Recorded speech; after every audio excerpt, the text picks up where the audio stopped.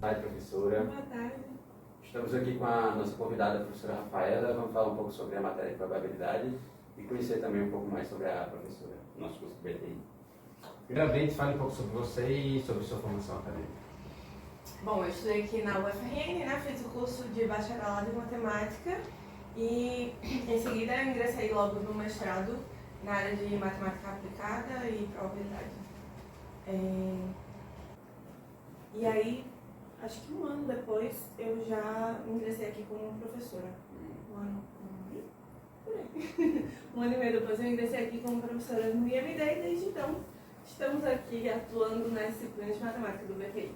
Até hoje, né? Como a senhora se interessou em ministrar essa matéria de probabilidade? Na realidade, quando eu cheguei, tinha poucas pessoas que estavam aptas para ministrar a disciplina, e aí quando a coordenação viu a área do meu mestrado, perguntaram se eu tinha aptidão para ministrar, e acabei pegando a disciplina por algum tempo. E aí foi, depois que você ministra uma vez, eles ficam colocando sempre que há necessidade. Então foi mais por necessidade, não por afinidade. Normalmente é assim que as coisas acontecem. Na faculdade no geral, né? Exatamente. Quais as competências que a senhora considera indispensáveis para um profissional de TI? Para um profissional de TI, eu acho que a coisa mais importante que ele pode ter, né, de habilidade é de resolver problema.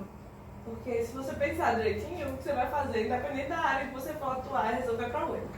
Então, é uma coisa que eu costumo falar bastante para os meus alunos, em todas as disciplinas, é que às vezes mais importante até do que o conteúdo em si de uma disciplina é você desenvolver a capacidade de elaborar bem uma solução para um problema e também saber descrever essa solução de forma precisa.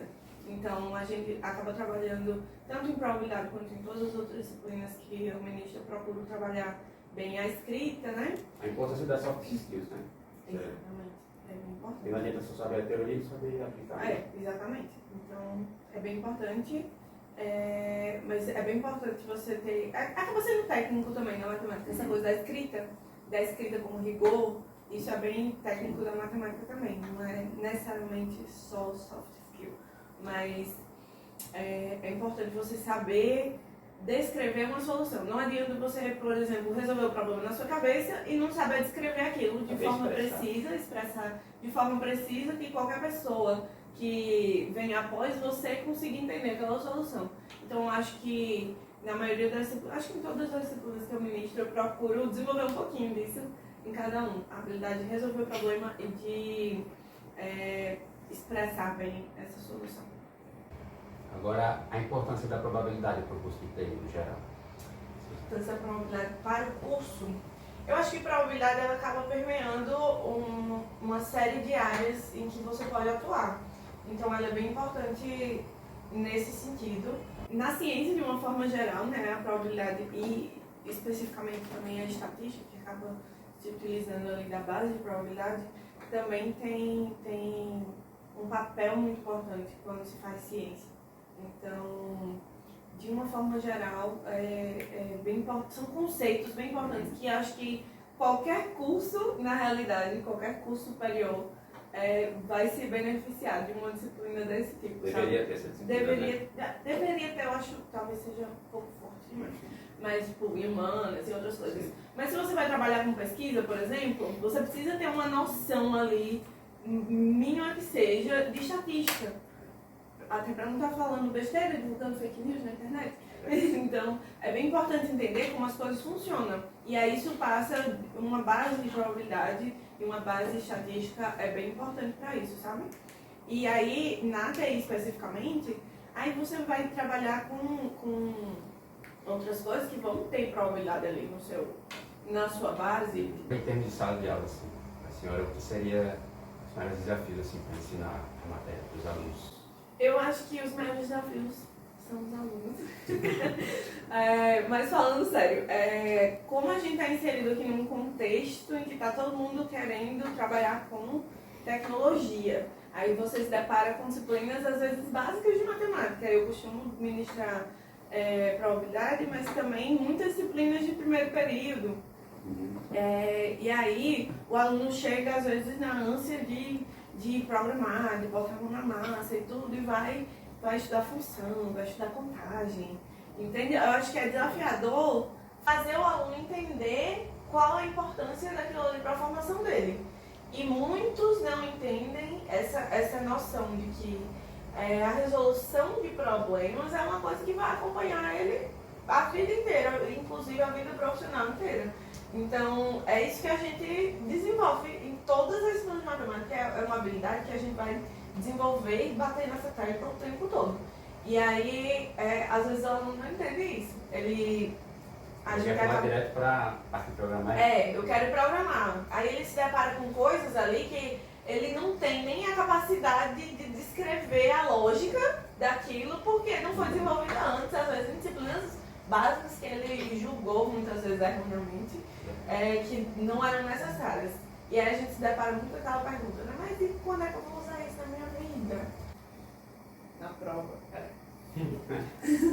Mas, brincadeiras à parte, no mínimo o que fica é exatamente esse desenvolvimento da habilidade de pensar mesmo, de pensar, ter um pensamento exercitar exatamente a resolução do problema em si. Isso é importante demais. Por isso que eu bato nessa tecla, sabe? Porque é realmente muito importante e não é sempre que é valorizado. E aí, como a gente pega muito também turmas de calor, aí os meninos chegam às vezes sem uma maturidade, enxergar a importância das coisas, a gente tem que trazer, né? Mas aí acabam realmente deixando um pouquinho de lado a disciplina de matemática para focar em outras coisas que eles consideram mais importantes para a área, enfim.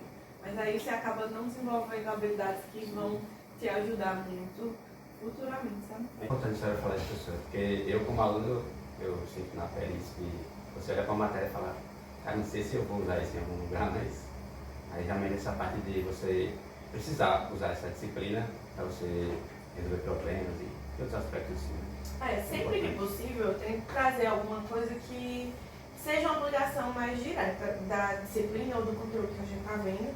E aí, em probabilidade, tem uma coisa que eu costumo mostrar para os alunos, que é quando você está falando de complexidade de algoritmos, de analisando o pior caso, por exemplo, e aí tem a análise do caso médio, que é algo que vocês veem em outras disciplinas de computação mais na frente. Mas essa análise do caso médio é uma aplicação direta de uma média de uma variável aleatória, que é um conceito que a gente vê na disciplina de probabilidade. E aí a gente vê aquele conceito, eu procuro mostrar uma aplicação direta, olhando para um algoritmo, fazendo essa análise do caso médio, para que quando ele chega lá na frente, ele vai estudar aquilo na disciplina de programação, ele consiga fazer esse link de forma mais fácil, entendeu? Agora, uma parte mais polêmica, sobre a grade curricular, a mudança, né? Qual a sua opinião?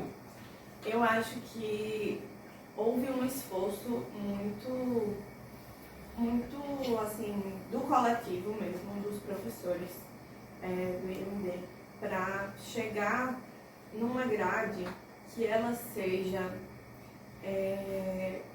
mais próxima do que a gente consideraria que fosse o ideal realmente para o curso, porque o curso de vocês é um curso que precisa estar se atualizando o tempo todo. E aí a gente também quis honrar a questão de ser um bacharelado interdisciplinar, o BTI. O que é isso? É de você ter uma característica muito forte, né, do bacharelado interdisciplinar, é você ter muita autonomia na sua formação. Então a gente buscou deixar o núcleo básico ali o mais enxuto possível, mas ao mesmo tempo dando uma formação sólida para o profissional de TI, para que você sabe que o curso do BTI, ele é para que você consiga só com ele se inserir no mercado de trabalho sem precisar de um curso de segundo ciclo, sem precisar de uma pós-graduação, e que você seja realmente um profissional bem capacitado.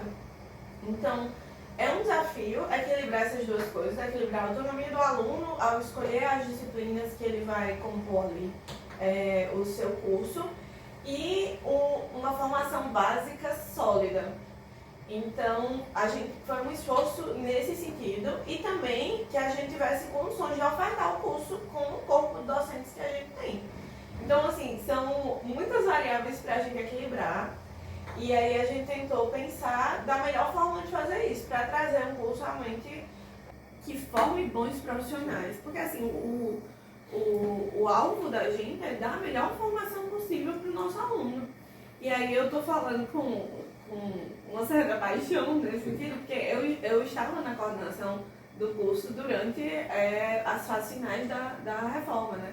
Inclusive durante a aprovação, né? Quando no dia que ela foi aprovada, eu estava coordenadora do curso ainda. Então, assim, foi um esforço de muitos meses de trabalho, de vários grupos. Então, a gente tinha um grupo mais focado nas disciplinas de matemática, um grupo mais focado na linha de programação, e a gente teve discussões aí bem extensas, também ouvimos os alunos e tudo. Mas acho que o trabalho que foi feito foi muito voltado para trazer um curso realmente sólido para vocês e que a gente conseguisse ofertar da melhor forma possível com o corpo docente que a gente tem, sabe? E aí a gente está aí na expectativa, né, de essa reforma entrar em vigor. Inclusive a disciplina de probabilidade sofreu aí uma reformulação bem considerável, para englobar outros conteúdos, como, por exemplo, a parte de inferência estatística. E, além disso, se incluir uma disciplina de 30 horas, que seria... Essa parte de inferência a gente não iria aprender se fosse na grade atual. Na grade atual não comporta, né, com a ementa atual que a gente tem na disciplina. Então, a gente teria uma disciplina de 30 horas, que seria mais mão na massa, digamos assim, que eu acho que ficou até para o primeiro período, se eu não me engano. Seria uma disciplina de estatística, mais de pegar dados e trabalhar com aqueles dados, entender o que é que eu posso inferir a partir desses dados aqui que eu tenho, uma coisa mais prática, digamos ali, assim. E aí a gente achou que ficou bem interessante essa combinação, puxar essa parte de estatística descritiva logo para o primeiro período, para fazer uma coisa mais prática ali, que aí os alunos acabam gostando, se identificando um pouco mais, e fazer a parte de teoria de probabilidade e essa parte de inferência estatística na disciplina de probabilidade mesmo. É interessante, professora, porque a maioria dos alunos, estando comigo também, a gente sente falta de algumas matérias que não são da parte de programação, dessa parte prática, né? Porque pra gente ajuda muito mais em termos de assimilar o conteúdo, assim, de aprender o conteúdo da parte prática. É porque, assim, criou-se também uma expectativa de que tudo que vocês fossem ver aqui, mesmo teórico, teria uma aplicação direta. E isso não é verdade, assim, pelo menos para o nível que vocês estão. Por exemplo, a gente faz uma disciplina de cálculo igual a disciplina de cálculo que você faria em qualquer engenharia. Você vai ver limite, derivada, integral. E aí, às vezes, cria-se uma expectativa de que você vai aplicar aqueles conceitos muito diretamente ali já nas disciplinas que você está vendo, ou dentro da própria disciplina, mas muitas vezes a gente não tem condição de fazer isso com o conhecimento que você tem ali naquela hora. Mas, posteriormente, você vai entendendo que tanto os conceitos quanto as habilidades que você desenvolveu a partir daquela disciplina vão ser úteis ao longo aí de toda a sua formação. Aí, para a senhora, qual é a principal dificuldade dos alunos na matéria de probabilidade, considerando que é uma matéria de excelência? Olha, às vezes, o que eu sinto de maior dificuldade é uma deficiência que eles veem em cálculo, por exemplo. Então seria a falta de análise das matérias. Ou uma deficiência que vem de contagem, por exemplo, de análise combinatória. Porque acaba que, se você for ver lá em probabilidade discreta, você vai usar bastante de contagem combinatória. Quando você está em espaços discretos, finitos, você vai usar contagem, inevitavelmente. Então, se você vem com uma deficiência, atrapalha muito. E aí, quando você vai para a parte contínua, se você não sabe, por exemplo, calcular a integral, aí vai atrapalhar muito, porque a gente vai precisar voltar, revisar alguma coisa, para poder aplicar aquilo que você já deveria saber nos conceitos de probabilidade. Voltando à importância dos fundamentos, né? Que você frisou, porque a maior dificuldade da matéria não é nem a matéria em si, é mais... Não, não é. Até porque probabilidade acaba tendo uma proximidade com situações, a gente consegue, né, falar de situações mais aplicadas, mais reais, digamos assim.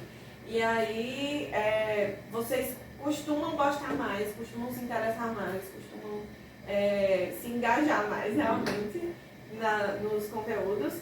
Mas aí quando a gente vai para a base, vamos resolver aqui, vamos modelar isso aqui, vamos resolver agora. Aí que vai. A senhora comentou que foi parte da coordenação do curso, né, anteriormente? Isso. Não é mais? Não. Então, hoje em dia, se a senhora fosse coordenadora, quais seriam as mudanças que a senhora faria no curso? Isso é uma pergunta bem complexa, né? Mas aí vamos ajustar aqui nossas expectativas, né? O coordenador por si só, ele não faz nada, né? Existem conselhos, existem comissões que têm esse poder de fazer mudanças no curso. Como eu falei, na reforma, por exemplo, foram comissões e mais comissões, muitas discussões, tudo no coletivo. O coordenador por si só, ele não bate nem martelo, entendeu? Então, assim, não é, o coordenador, como coordenador, o que você mudaria no curso? Mudaria nada, porque o coordenador não tem o poder para fazer isso, entende? O coordenador, ele lida mais com questões, claro que lida com essas questões, mas faz parte da discussão como um todo, né? Mas existe uma comissão, né, chamada Núcleo Docente Estruturante. Meu Deus, se eu estou falando errado, minha memória, mas é isso. Que cuida dessas questões mais da estrutura do curso mesmo, e aí uma comissão permanente, digamos assim, algo que está sempre na ativa. Mas o coordenador em si, por exemplo, a organização do semestre letivo, a solicitação de turmas, de abrir turmas, que a gente faz uma solicitação para a direção de ensino, para abrir as turmas. Isso aí é mais atribuição do coordenador. Esse contato com os alunos, com relação a estágios, com relação a deferimento de turma, essas coisas, isso é mais o papel do coordenador, sabe? Mas o papel de mudar coisas no curso, não existe esse poder na posição de coordenador, entende? E às vezes existe uma expectativa, né, sobre isso, mas infelizmente a realidade não é essa. Não, infelizmente ou felizmente, né? Porque eu acho que é muita responsabilidade também para cair nas costas de uma pessoa só. Então tudo que é feito, na realidade, nada vai ser feito por uma pessoa só dentro do curso. O interessante é que seja igual na questão da lei curricular, que envolva os alunos também. Porque o curso é para os alunos, né? No final das contas, então... o interesse é que a gente realmente entregue para vocês o melhor curso possível. Isso é sempre de nosso interesse, né? Porque o sucesso da formação de vocês é o nosso sucesso, é o que a gente faz aqui. Agora, para fechar, tem alguma propriedade ou teorema da probabilidade que a senhora acha interessante? Olha, não é uma propriedade, um teorema que eu vou citar especificamente, mas existem algumas situações que quando você vai modelar e vai calcular uma probabilidade, são extremamente contraintuitivas. Então, tem resultados que são surpreendentes. Quando você olha assim na vida, isso aqui é meio óbvio que aconteceria dessa forma. Mas tem coisas que quando você vai realmente colocar dentro da teoria, bonitinho, você vai ver que é contraintuitivo, vai totalmente diferente do que a gente talvez esperava que acontecesse, pela nossa intuição, pelo que a gente observa, entende? E aí eu acho muito interessante. Geralmente, quando a gente fala de um resultado desse tipo, surpreende muito os alunos e aí gera um interesse maior na aula, um engajamento maior. E eu acho bem legal essas situações. Então é isso. Obrigado, professora, por ter participado do nosso podcast. Foi um prazer. E é isso.